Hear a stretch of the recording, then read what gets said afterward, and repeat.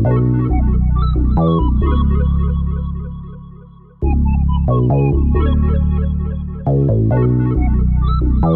want to know what it is Quick is trying to say.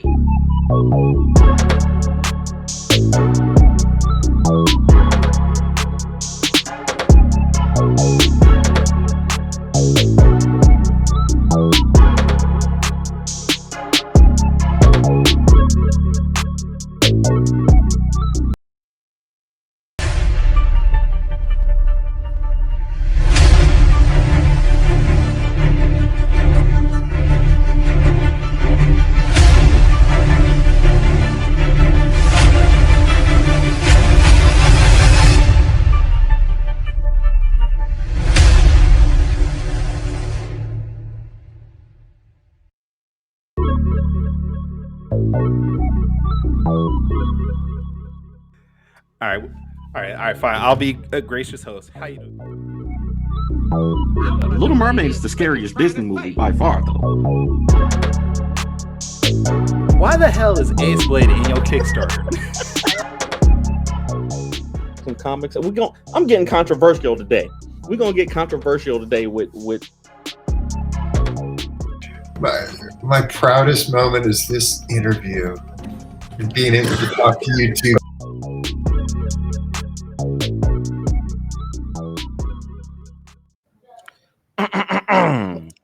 Ladies and gentlemen, boys and girls, children of all ages, Taurus Comics, in collaboration with Fourth Wall Productions and now Freestyle Comics, respectfully brings to you the 142nd episode of the Four Tales podcast.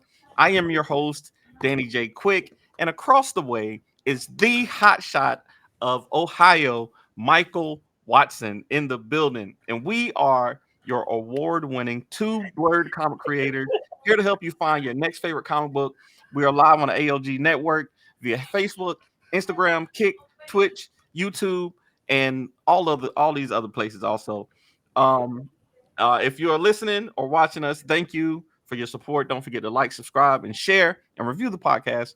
All your positive reviews and interactions help us reach a bigger audience. Michael Watson.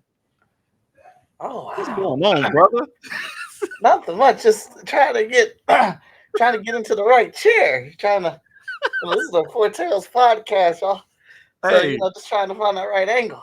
This is a little different, man. Like I was telling you before we went live, this is my very first time ever doing this show without Kyron. And I feel strange, man. It feels strange, but I'm glad to have you here. Me and you've done plenty of live streams together. So if I'm gonna have somebody here, Kyron can't be replaced, but Most Epic is definitely a 1A for sure. So thank you for being here, brother. Appreciate it. I love y'all show. So helping out, helping fill a chair for a night is no problem at all. Absolutely, man. Before we bring in our guest, man, how you been doing? What you been working on? You got some hot shots. You just told me about a nice vigilance variant that you might be doing. What's going on with it? What am I not working on? Tony is taking lessons. He's transferring the 5-star Kickstarter over the backer kit so we can get the surveys out. I am waiting for the vigilance trade from China so I can start shipping it. And then me and the interns are prepping for the Hotshot trade, volume 3, that will be launching in a couple weeks. And I've been talking with the Emerald Quest team, Seth DeMoose, Brian Lambert, and Venecia Designs. If you guys, she's on the colors. Brian's going to take over writing on issue 5, and Seth is our ongoing artist. So getting that ready for 2 trades for sure. Have 2 Kickstarters happening early next year, and talking with you about the Hotshot Ace Blade crossover. I'm waiting to draw busy, that. Man. Yeah, it's a lot on my table right now. Absolutely. Well, it sounds like you're gonna need somebody to talk about these books. You got a lot of projects coming out. It sounds like you're gonna need some marketing and some journalism. Somebody to go in and read these books, give it an honest review. And tell the public about these things. Because recently people have been, comparing Black indie comics to the big 2 and saying that maybe maybe we should hold Black indie comics to a higher standard. I don't know how you feel about it, but I'm fine with that. I'm fine with that. I'm You know, absolutely fine with that. I think they should be discussed and critiqued just like a Marvel or DC Image, Boom, Bad Bug, whoever, Mad Cave. I think Mhm. they all should be honestly critiqued and reviewed. I mean, Absolutely. there's a couple things I'll let slide just because things are harder for us to come by. But as far as character development, telling a story, you know, pacing, Mhm. grammar, all that stuff. Yeah, yeah, that's all fair, man. That's all fair. Absolutely. And I think our guest today also feels that same way. We got graphic designer, illustrator, the creator of the Black Comic Universe. And don't y'all live close to each other? He lives in Toledo, I believe, Okay. and I'm down here in Columbus. That's not that far from me. Okay. And I've been to a couple of his events. an Ohio native, Imani Lateef is in the building. Imani, What's how up, you fam? doing? Good, good. Thank you for coming on the show, man. Like I said, this is without Kyron, man. I don't know what to do. I'm just gonna be talking, and then hopefully we can fill Mm. the time. Hopefully we can fill the time. But we wanted to have you on the show, man. We had quite a conversation a couple weeks ago about indie comics and the journalism, around it. Like there's a community of folks who spend a lot of time, talking about Black comics. You got yourself, you got Black Sci-Fi, you got the Black Comic Lords, you got BJ Kicks or Comics Are Dope, Mhm. who all spend a lot of time talking about Black comics. And sometimes we can feel like we are held to a higher standard than even the big two, because there's the people in our communities, have a voice and they're not afraid to use it. They're going to reach out to you and say if they don't like something or if they do like something. But we don't quite get the same support as the big two. And those are, there's plenty of reasons for that. So we wanted to get your perspective on, this whole conversation about critiquing and the real journalism behind Black comics. So give us a quick introduction of yourself, what you've been doing, your space in the community, and tell us what you think. All right, my name is Imani Lateef. I am a comic book collector. Um, for this conversation, basically, what I have my website, Black Comix Universe. Um, what I've been trying to put together is sort of like it's like an online magazine kind of. Hmm. It follows my personal journey as a collector, but also I'm also sharing historic Black comics or what I call historically Black comics. Hmm. Sharing with folks like the history behind, you know, the comic books, some of the most popular comic books, the Black comic book grails that a lot of collectors might consider to be grails. Yep, yep. So if you go on my website, Black Comix Universe, you'll see where I break all that stuff down, like the history behind certain books. I also discuss put together guides for folks as to books they can collect on certain topics. For instance, that was funny. Um, all I saw was a head. Um, oh, that was hilarious. No, She's sneaking in also here if you go stealing to my the website, supplies. oh, that's my son. Yep, my supplies. He's always want to come to the studio. But also on if you go to the website, so like for instance, I put together guides, historic guides, like. I have a timeline of Black women in comics, for instance.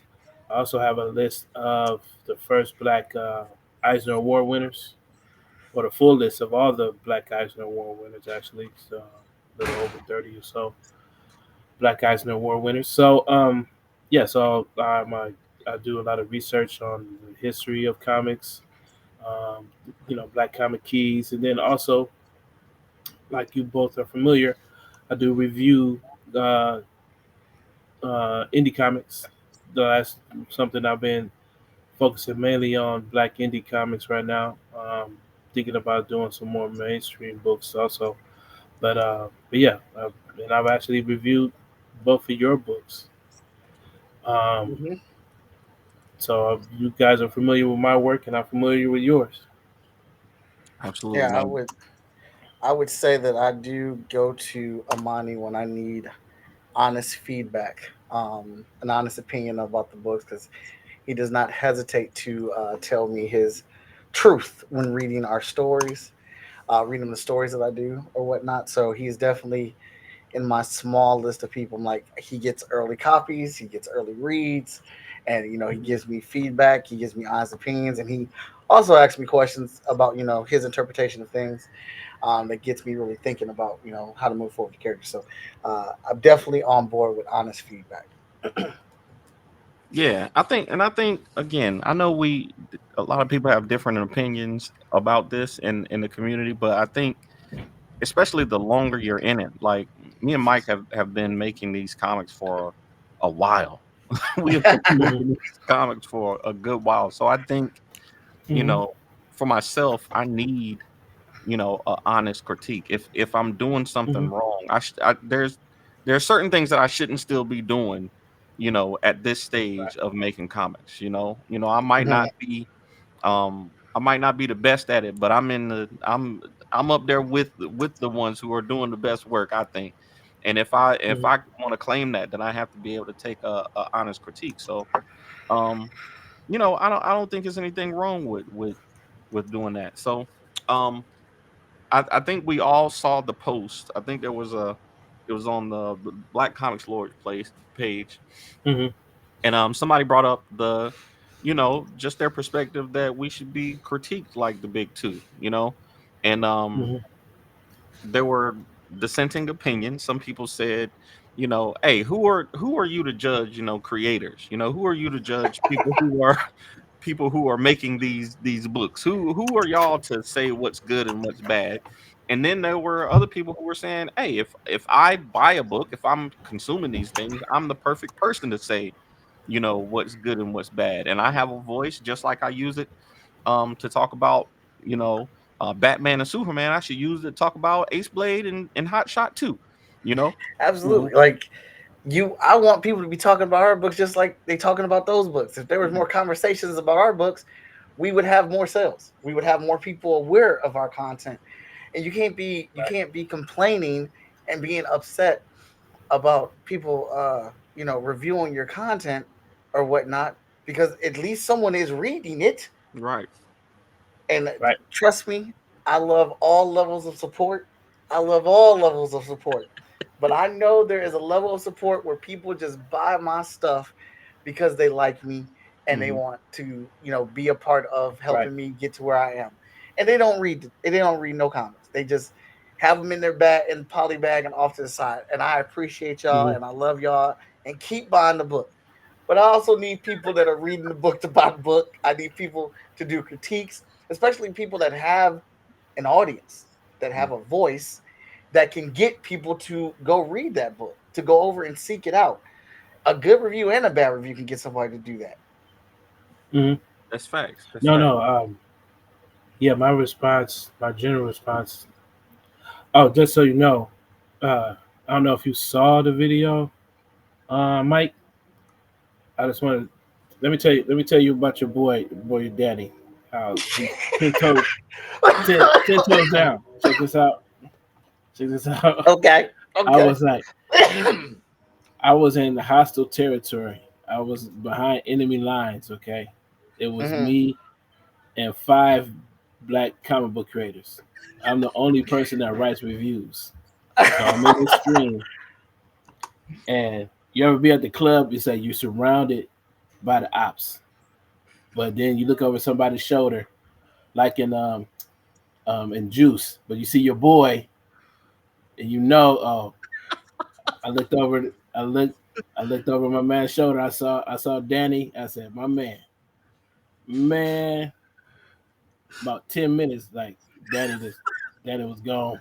I was, I was at a, I I was was, at a church. I was at a church function. I stepped out quickly to give my perspective, and I had to go. I had to go. I was, I was like, I couldn't wait to get on here and be like, yo, man. But to be honest. to be fair, that's just what I'm really saying is Danny is actually really is one of the coolest dudes out there that would appreciate critique. So I know that about him. So I was like, at least I got somebody, you know, that had my back. But man, that dude goes. I was sitting there like, doo, doo, doo. No, Hey, but I was out of there my pretty main quick. response that was hilarious. But my main response to the whole idea of critique, the mainly it was like there was a big conversation about is it fair to critique black indies the way we critique the big two or major publishers. And I was saying yes, if if for no other reason than the fact that one, a good portion of y'all are using it as a marketing strategy, that you want folks that are buying the X-Men or buying Batman to turn around and invest in your books. And if you're going to use that as a marketing strategy, if you know comic book folks, and that's the thing, I don't presume that this new wave of black comic book creators are actually familiar with what we would consider to be traditional comic book culture. You know what I'm saying? Like I don't assume that the every comic book black comic book creator right now is even a collector. Like some of these folks, this is definitely a generational thing where a lot of folks first experience with comics now is actually the X-Men cartoon. You know what I'm saying? It's like I hear that as the inspiration for a lot of folks, and I'm just like, wow, like I was my first book was Teenage Mutant Ninja Turtles, so it's like there is definitely like some cultural differences here, but yeah, the average if you want the common comic book collector to pick up your book, you should be prepared for that type of critique because this person has been reading Batman for 40 years, and if you want him to spend, and they're very mindful as to how much money they spend on comics. So if you want them to spend money and invest money in your book, then yeah, you're gonna have to be prepared for that type of critique. Yeah, I think that's fair, man. I know for myself, I've had, like you said, people from all levels of fandom, have bought our books, man. I've had people tell me this is the first comic book I've ever read. I've had people buy Ace Blade and be like, "Yo, this is the first actual comic book I've actually ever read." And I've had people Mhm. who have been collecting comic books for longer than I have been making comic books. Buying comic Mhm. books, and I always think like for the people who have been reading comics forever, the people who, the nostalgia that's written into Ace Blade, the golden age tropes and things that are built into Ace Blade for that specific audience, Mm. of course they're gonna, when they pick up the book, they're gonna feel it and touch it, and they're gonna read it, and they're gonna automatically compare it to the books that they've been reading for 30 years now. Mhm. They're not Mhm. gonna be able to not do that. Just because it's a indie book doesn't mean that they're gonna cut off half of their brain and say, okay, this is in its own space compared to the books that I've been reading. You know what I'm saying? Like it's a superhero comic, it's a vigilante comic. They're going to compare it to the books that they've been Is reading. reading. Now, I Mhm. do think there is a little bit of room of grace with that. I remember when we got a review for somebody who read Vigilance, and they wrote a review on it and practically destroyed the book, but then mentioned that several times how they don't like indie books. Mm. So it's like they don't like indie books and they're not into superhero books. So it's like, why were you the person reviewing the book? Why did you Um, even? yeah. So, and I've got a pretty thick skin, so I've always, when people are reviewing the books, either they're gonna say something I like, or they're gonna say something that I don't like. And and the thing with reviews is you take what you like and you move forward with it, and what you disagree with is just what you disagree with, and leave it alone.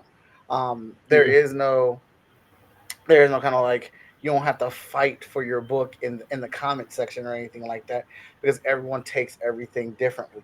And I just remember I was like, all right, well that's fair. And then when I got to the part was like, well, so they don't usually read superhero books, especially indie books, because it takes so long for you to get the next issue. But these got put on my desk. Well, y'all put these books on the wrong person's desk. That's all I'm saying. But you have to be available for critiques, whether you agree or disagree with them. Like I said, and I'm going to say that until the wheels fall off. A critique means people are reading the book, and a critique meant that somebody was into the book well enough to tell you what they thought about it. Right. And that is promotions, that is advertisement, that is getting the word out about your book.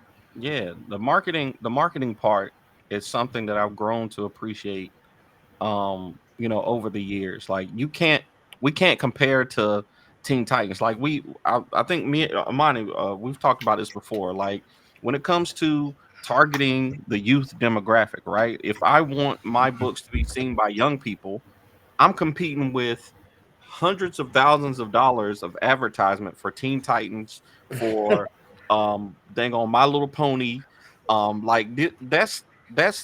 It's crazy to think that Ace Blade is gonna break through when these young kids are watching YouTube, and I can't put $10,000 into ads for them to see it so that they can ask their parents for it. You know what I'm saying? That's not something that I would have thought about 7 years ago.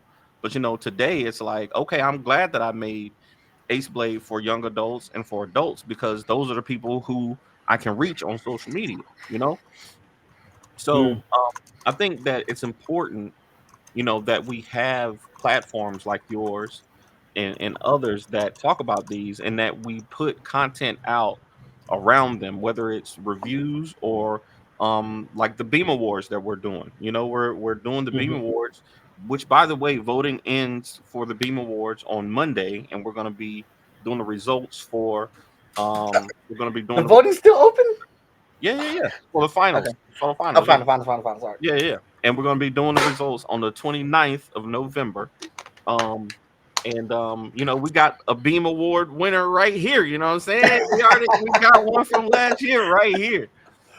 So definitely make sure you check those out.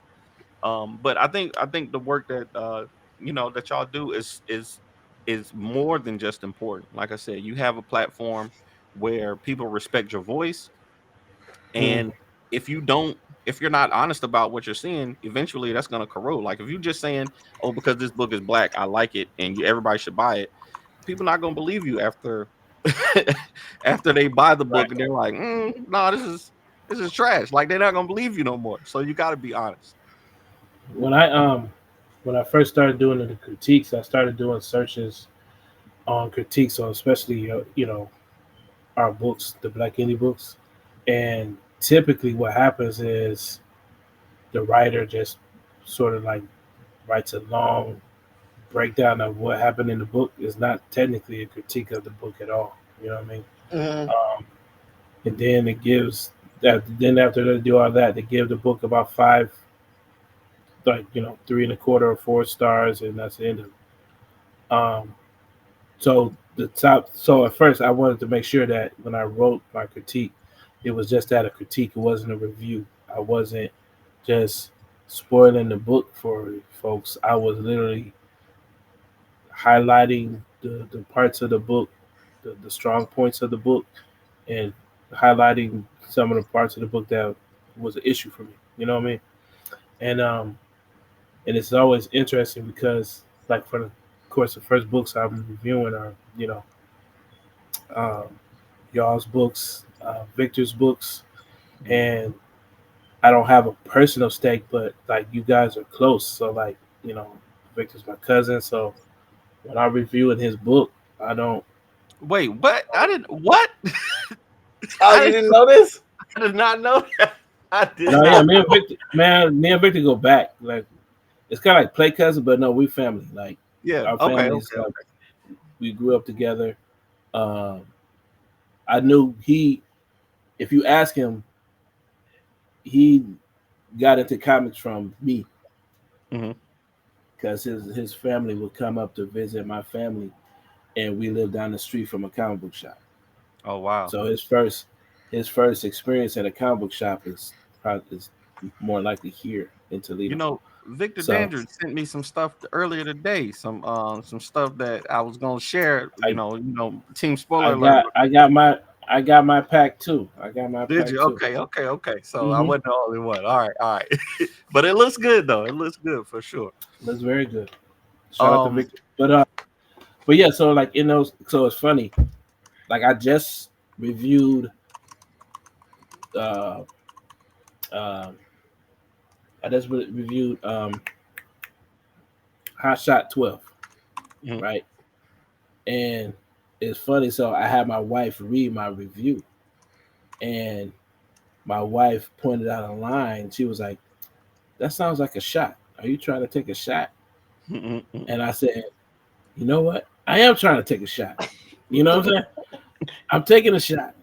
And he expects me to take a shot. You know what I mean? It's like I was referring back to my other review of issue 11, and I was Mm-hmm. just like, and I was looking back on the website, and I was like, wait a minute, it's been 2 years, man. I'm throwing a shot. Like I'm a Hot Shot fan.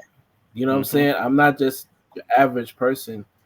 I'm day one, so it's like I feel some sort of way having to wait like that. Yeah. Now it's Especially, like, and I well, never mind. know the I ain't gonna pushback interrupt. is like, well, we're indies, we have certain parameters and the economics of all this kind of stuff. As a fan, I'm like, bump all that. I'm just Yeah. like, I want hot shots. It's like, if it was up to me, Mike wouldn't do anything but hot shot. Like that's all I'm demanding as a customer. You know what I'm saying? So I left it in there because I wanted him to. I did want him to feel some sort of way about that. I wanted Mm-hmm. him to see that and be like, "Ooh," you know what I'm saying? It's like, yeah, I took a shot and I didn't edit it out and I ran with that. So I wanted. So if that's breaking some rules or something like that, I'm willing to eat that. But it's like at the same time, Victor didn't send me that pack because I was going to be like, it's like, oh, good job, buddy. It's like, no, it's like you see something in there. Like I give Victor crap all the time because Victor can draw Mhm. Mm-hmm.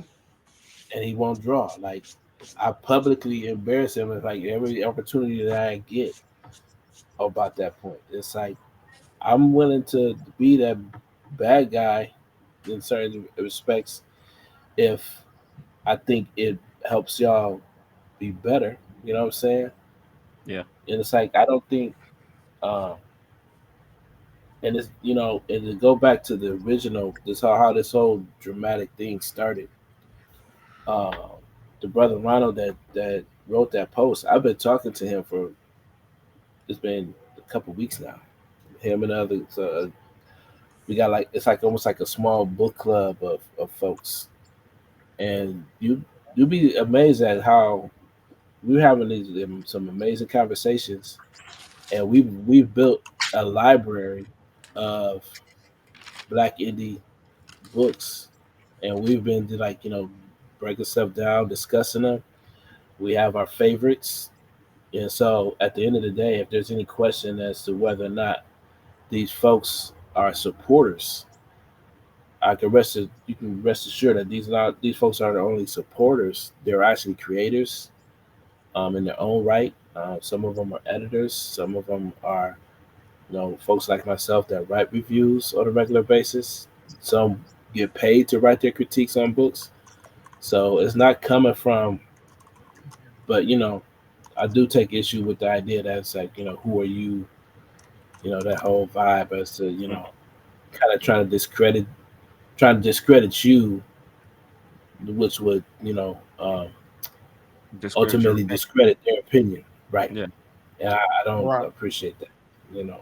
don't think Yeah. it's fair. I Yeah, I think that is. I mean, everybody has an opinion, and we all don't mind voicing our opinions when it's content that we are consuming. I mean, MCU gets massacred, DC gets massacred, or whatnot, and like I Hmm. said, I just think people miss that point that that is the type of conversation that gets these books read, that gets these books Right. seen, that gets these books in people's hands. And I absolutely appreciate Imani taking that shot, because him and Travis are one of the reasons why I push so hard to try to get out more than one copy of Hot Shot. Like where we're at right now, Hot Shot 13 is completely drawn. It is being inked and colored right now.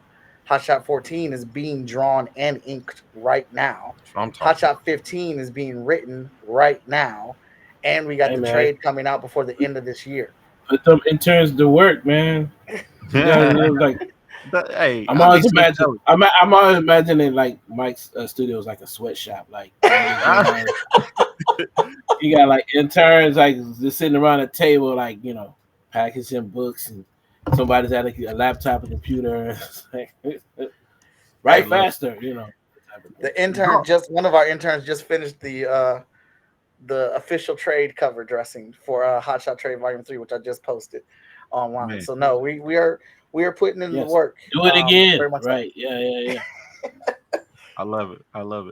All right, Imani, before we get to quick takes, I'm gonna give you a critique. All right. I'm gonna give you a critique. I'm turning the tables. Oh shoot!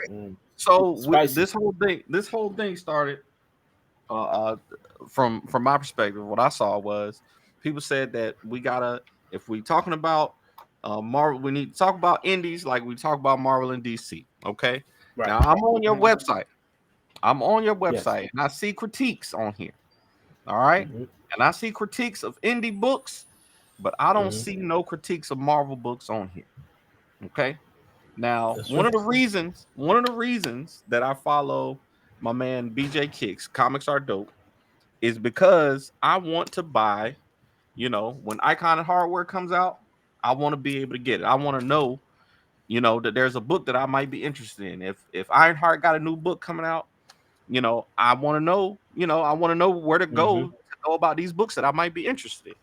So my critique to you is next week when this Shadow Cabinet book comes out, I need to see a critique from you on your website, good or bad, however it goes. I need to see a critique from you on your website. See, it's interesting. So like, yeah, I'm all for that, and with the understanding that I may never interview a milestone person ever again in my life, or be friends with certain creators, because like I've been itching to write a review on the Storm issue 1. Oh, you have, yes, please do. Yeah. I'm not gonna make any friends with this critique, but That ain't what it's I about, wanna- though. That ain't what it's about. No, but see, that's what I'm saying. It's like, but that was the part of the conversation, because, like, for instance, I'm not trying to throw nobody under the bus. So when that book came out, right, I'm hitting people in the DMs like, "Yo, you better say something, because this is not good."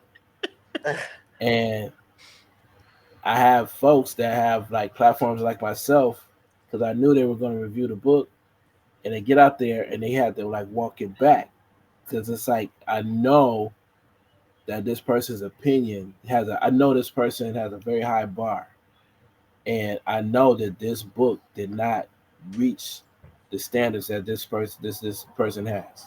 Yeah. And so when I finally got to hear him say what he thought about the book, it was just like, man. But I could see how he was painted into this corner, because he wanted to get folks to support the book, because there's this, I kind of think it's a bit of a mythology, but it's like if people don't, pre-order the book and buy the book and all that kind of stuff, they're gonna just cancel it. Yeah. So they are afraid to really give their opinion on books, because they just think they're going to, that reviewers, and this is part of the conversation when the Black Comic Lords were talking about reviews. Like Lonzo's fear was that our reviews and our critiques are going to basically scuttle the whole ship somehow. Like we're basically going to ruin it for everybody. But that's what happens when you like someone picks up uh, a book that's supposed to be lauded and celebrated, like this Shadow Cabinet book. It's got a ton of hype, but man, if I pick up that book and that thing, if there's a hole, you know how I am. If Hey, there's a Daryl, hole, Daryl I'm gonna Banks drawing find it. I'm fairly confident it's gonna be good. My man Daryl, it. You Daryl know, Banks is one of the goats for me. So if he drawing it, it's got to be pretty good. I in a mean, weird sort of way, I think that might be not necessarily a problem. well, like I understand what you're saying, because like so, Storm is a character that should have been had ongoing series. She should have been in her own book. She is a big enough and epic enough character to where she can be in her own solo stories. And you get one, Check and you're this like, out. They're like real talk, right off the top, right? That book. mhm. Why didn't they have an all female creative team? Why didn't they launch that book like they did Nubia? Stephanie Williams, Alita Martinez, and it's like there was a ton of buzz around that book, around Nubia. I Yeah, don't see the same buzz for this book. that's a It's different. not, and it's not a shot to the creator. It's like it's not on him. Like Marvel, went Don't another route yeah. how they want to market and launch it. But I Market think they Marvel don't market books like I mean in my they just don't they don't market black books like that. I don't think Marvel don't. But I mm-mm. don't think I think that like I said, we got to get the quick takes, but I think that there's a whole industry of not industry, but there's a whole community of people who build, their content off of hating stuff. You know what I'm Mhm. saying? Like there's a whole when it comes to the Marvel movies, when it comes to, fights, when it comes to basketball, when it comes to whatever the thing is, there are people who hate everything. And there's people who talk about how much they hate stuff online all the time, and it doesn't stop Mhm. people from buying things. Right, You know but what I'm there's saying? also a way to discuss your hate, to have a critique. There's a positive way to have a negative critique. There is, and a lot of people choose not to do it that way. You can Right. you can talk about something and not be a fan of it. Yeah. Um, that's what's wrong. That's what happened with it's this the book I always talk about, the one Uh, that Kari Randolph made. Oh, Uh, excellent. Not excellent. No, that's really good. Excellent. Sirens, I was about to say Mosaic. Sirens. Oh, Mosaic Mosaic. was not a Mm. Mosaic. good Oh book. yeah, yeah, yeah. Mosaic. It was Right. not a good comic book, but I I got got the them first six. three issues. I I got them six supported it, issues. and I talked about why I did not like it, but I did not dog the book. I did not tear it Yeah. up. I didn't have a hate speech about it. The problem is that what Imani was talking about, or what I think it is that we don't have enough content featuring our characters in mainstream to be able to have trash versions of our characters and Mm, have good versions of our characters. yeah. There's so Mm. many trash white characters out there that they are also balanced because they have enough of the good characters out there, so they get to have that full That's discourse of review. that's So a Mm. we fall valid into that trap valid of when we perspective. finally get one of ours out there, it's like, all right, don't decimate it because then we won't get any more. Right. That's a But valid perspective. I think we gotta let go of that fear because no, we'll get another one. Yeah, we It's like will. It's enough. this is it's It's like enough of us making at the stuff. end of the day, it's like this is Storm. It'll be another one. It's like this is Luke Cage or this is Black Panther. There's gonna be another one. You know what I mean? It's not like they're just gonna just stop. Yeah, You like know. so I had the same thing that you were talking about. I had that issue with that Static book. It was a couple years ago. I think it was like Shadows of Dakota or something like that. Now I Yeah, love Nicholas Draper Ivy. I love that dude. I Ivy. love his art. He got a dope style. But that last issue was very rushed. Like I could tell, Mhm. like the art was not his normal, level. So as much as I talked about them first three issues being great, I Mhm. had to say something about, you know what I'm saying? I had to say something about the last year. I was like, come on now, this I can But tell. see, that's the thing. That right there. That right there. A lot of times, where I'm at right now is that if I'm writing a review, it's probably going to be because Oh, nobody gonna say something. All right, now I'm gonna say something.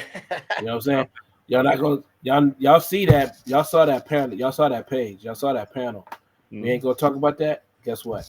I'm about to talk about it. You know what I'm saying? Let's talk about it. Because it's like that's where my issue comes in. It's like we're just not gonna just act like this book is, you know, the best thing y'all have ever read when y'all just it's like I can understand the marketing because I have some friends that work in retail or they'll help, you know, promote other folks' books and stuff like that. And he's like, yeah, I can, you know, write a bad critique about this book, but I want this person to win. So I'm not gonna write a bad critique, even though I know this deserves a bad critique. It's like so you get that, but for me personally, it's like, yeah, and it's weird. Like Milestone is definitely one of the companies where it's like I had some issues with the Static series too. Um, but that's because it's like I saw. I'm not one of the. I don't know if anybody else remembers this, but the original relaunch had Kyle Baker drawing Static, and those original pencils that he shared, my God, and it never happened. Like, and then they somewhere in there they pivoted. It was around, you know, the Black Lives Matter really took off, so they did this pivot where they got younger artists and younger writers on the book. But had they gone with Baker's vision, from what I could tell, that book would have been off the hook. But Yeah, I see that that retailer exclusive variant cover Kyle Baker for #1, but yeah, I don't see nothing else. it's he shared like it was like a couple pages. It was of a sample of, you know, when they first started about relaunching. They Yeah. shared a couple pages of Kyle Baker Static. I even try to find it, but they were off the hook. Yeah, But yeah, so that art. basically, Okay. but All right. We got to get yeah, the quick takes. We got to get the quick takes all right. before I run over my time.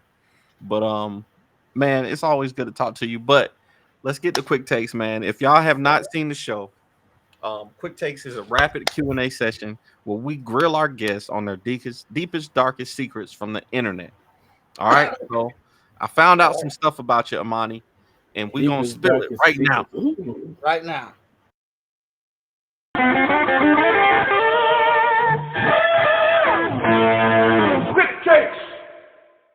Hold on, let me clear my search history.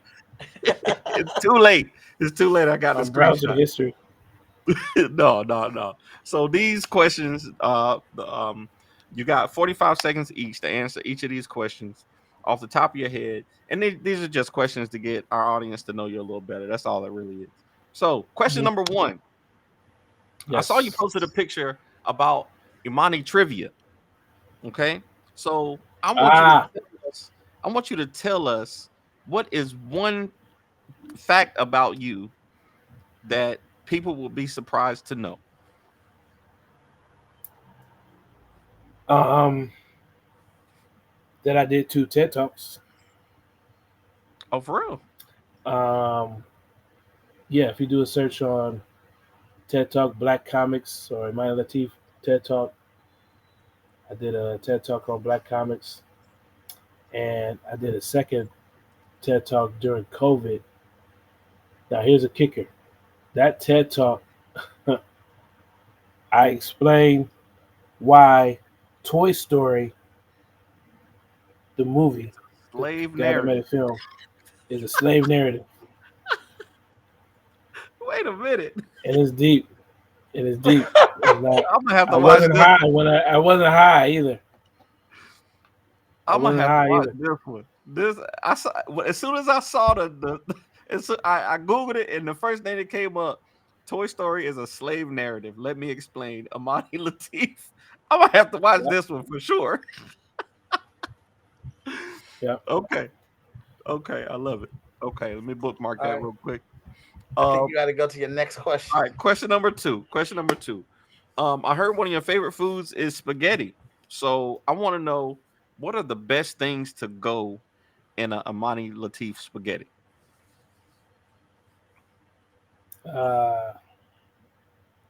Chunky spaghetti sauce, like the chunky stuff. I don't like the runny stuff.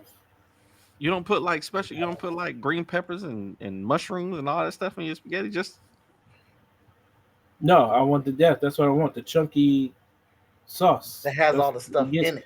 it's okay. in the jar. I'm not trying to do a lot of work. I'm trying to want it all, ready to Said, go. I'm not trying to. I'm not in there like, all right. said, I'm not. I ain't chopping no onions, none of that. Put it all in the jar. No. I love it. I had a pretty good spaghetti earlier today. Okay, question number 3. All right, if you could do only one of these, if you could support the rest of your life by doing one of these 2 things, and you couldn't do the other ever again, Okay. which one would you do? Would you bring back Junebug, or would you continue to do journalism? Oh. Hmm. I would bring back Junebug. Okay, I still got all right. some ideas. It seems like how it is. It's like I wanted to. I definitely want to give him his just due. Mhm. And it's not he's not like he's gone away. I do share him a lot when I do comic book classes and stuff like that with kids. So Yeah. he's not gone anywhere. Okay. All right. So, all right. So, question number 4. Um, Mhm. in your opinion, Amani, Mhm. what is the next level for Black indies? Mm. Phew. The next level for Black indies. You got to take a deep breath on it. Yeah. The next level. Or how do we get to the next Um. level? All right. So this might be controversial, but I want you to, especially y'all, I want you to really think about this. That once you realize it's definitely like a matrix thing. You know how when Morpheus says, "Is that air you're breathing?" Right? Mhm. And then all of a sudden, Neo becomes, Neo. Right? It's like that in this comic book thing. Y'all think y'all selling books. Y'all not comic book companies. Y'all are licensing companies. Okay. And once y'all wrap your head around that, if y'all move like licensing companies, I think that's the next level of this. I think the big 2 is the big 2 because they fool a lot of other their competition into thinking, oh, we're all competing in comics. Marvel and DC aren't comic book companies; they're licensing companies that happen to publish books, Mm. and they just so happen to have the advantage of running the largest comic book uh, franchise, which is comic book shops. Yeah. Because comic book shops, if they don't carry anything, they carry Marvel and DC. That's like they're literally every comic book shop is the McDonald's of Marvel and DC. Like that's how they operate. So they're not in the comic book business. They're in the licensing business. They're making millions of dollars. It's like next time you get a chance, don't just do research on how much money they're making on books. Pay attention to what they're making on Marvel Snap.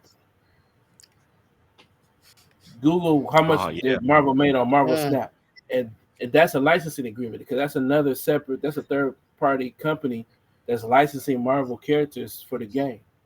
Shoot, How much? Mm. Fortnite. Fortnite's the Dang. one media that has Fortnite. all of the fantasy and comic book characters in one place. Man, You know what's crazy? that's a I bar, was I Amani. was I was Nah, I stop was talking. thinking Stop the other talking. day. Nah, we keeping the secret. I don't want to hear no more. I Me was and thinking Mike the got other day. I said, "What's the best Spider-Man story that you've experienced?" The best And Marvel Spider-Man hasn't story. even check it out. Marvel hasn't even written it. Yeah, it's been Sony. It's It been Sony. it's been Sony. Sony. Yeah. They got the 2 best movies Spider got Verse. all the Spider-Man movies. Oh, you talking about just the movies? No, I'm just talking about who has written the best Spider-Man story that you've either seen or read. Either it's one of the animated films, The or video one of the game. Tom Holland Spider-Man, or the actual Spider-Man video game. These are For me, writings. These are writers. These are stories. I know it's not But important, but these for are me, it's Michael J. Straczynski when he did that big run with the J. Scott Campbell covers. with That- Moreland. That's Yeah, my favorite. when And they it's first interesting introduced that you Moreland. bring it up because we talk about reviews. The average Spider-Man fan hates that run. What? No, because he's the one. Isn't he the one that did one more day or something like that? People He trash does- that run all the He time. does that after. Yeah, he does that after that. I But don't. they trash that all the time because of the spider totems were introduced and all this kind of stuff. Like how he's the guy they took it out of canon, but he's the guy that suggested that Spider-Man is basically a descendant of a Nazi, right? I remember that. Yeah, they do He hate that. wants, They do yeah, hate they hate that wrong. Talking about Okay, reviews okay. and stuff. All right. Yeah, I went on number a five. tangent, but yeah, you want to Number level up. five. Dang, Amadi, I'm gonna have to call you tomorrow, and we just gonna have to do a work session where we can talk while Hey, we're put doing me our on work. put me on a call too. Put me on a call too. Because I want to talk. Because I want to talk about this and some other stuff too. So yeah, And we're back on next Wednesday too. yeah, we're back on next Wednesday. All right, so question number 5, we always have our guests do a top 5 list right off the top of our head. So Imani, you are the researcher, you know Black Comics, you know Black Keys. I want to know, what are your top 5 Black Keys? If you could have any 5 Black comics in history, what are the 5 Black Keys? Going from 5 to 1 or 1 to 5, however you want to do 5 to 1. Mm-hmm. All right, number 5, Black Comic Key. Oh shoot, This Sean is Damian within Hill's reach. in the building, y'all. Hey, Which is definitely within reach. Oh, that's a legend, living legend right there. Was definitely within reach is Luke, Hero for Hire, number 1. okay. That's doable, yeah. Yep. Number 4 of a key. Now these are all the big boys. So Yeah. first is I'm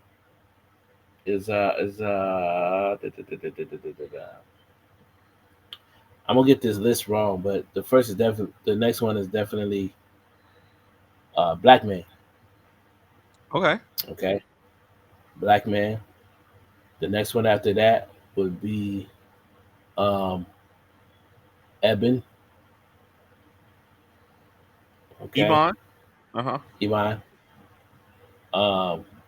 What am I at? Where am I at? 3, That's 3. You got 2 more. 2 and 1.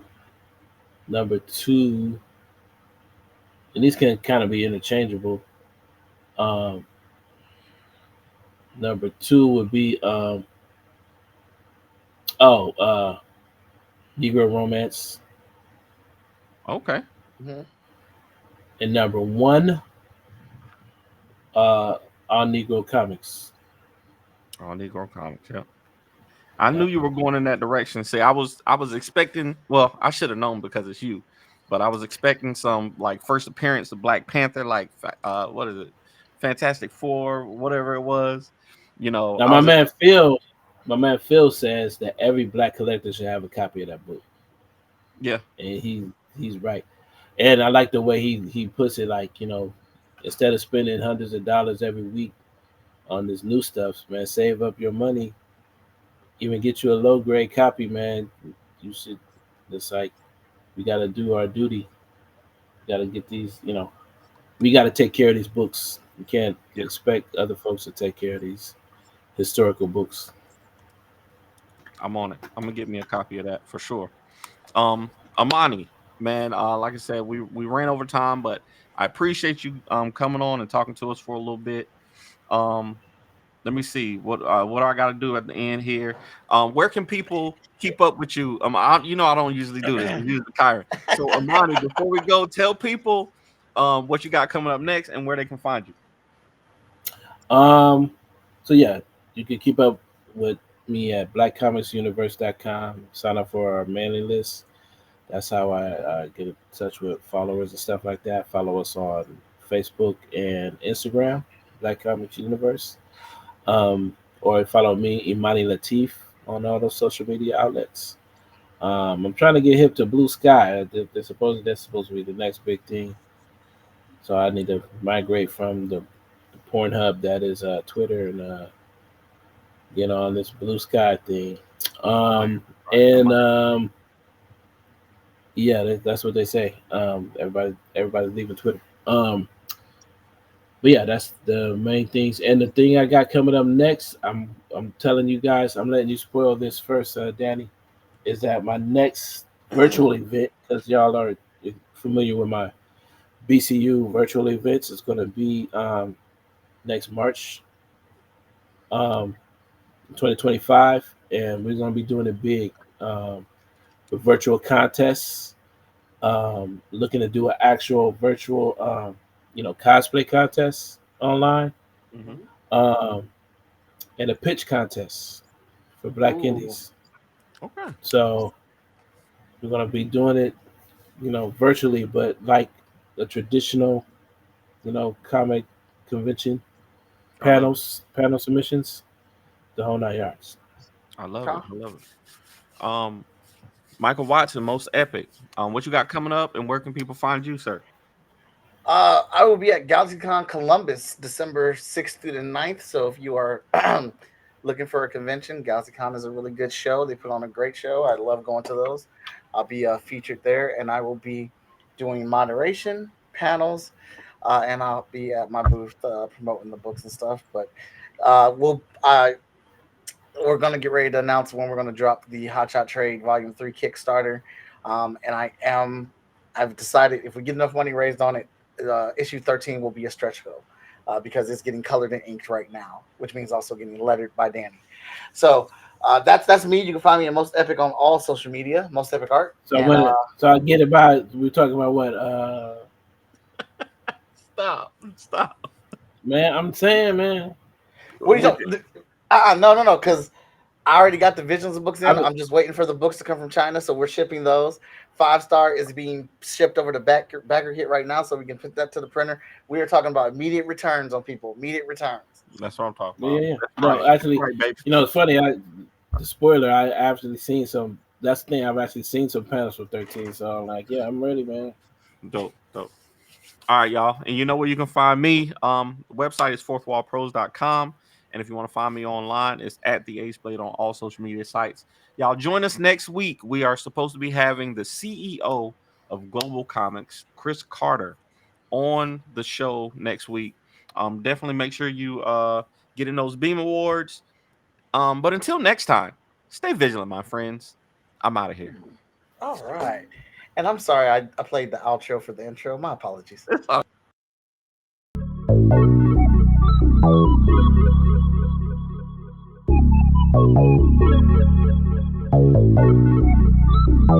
want to know what it is Quick is trying to say.